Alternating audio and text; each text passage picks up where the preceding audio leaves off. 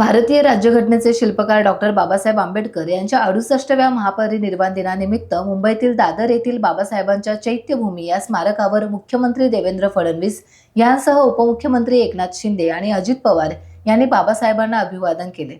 यावेळी राज्यपाल CP राधाकृष्णन आणि अन्य राजकीय नेते कार्यकर्ते देखील उपस्थित होते। बाबासाहेबांच्या महापरिनिर्वाण दिनानिमित्त देशभरातून लाखो भीम अनुयायी मुंबईतील चैत्यभूमीवर दाखल झाले होते।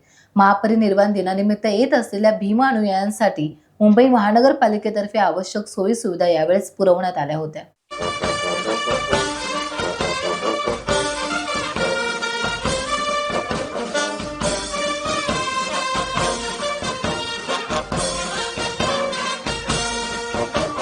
टाइम्स डिजिटलला लाईक करा, शेअर करा, सबस्क्राइब करा आणि बेल आयकॉन दाबायला विसरू नका।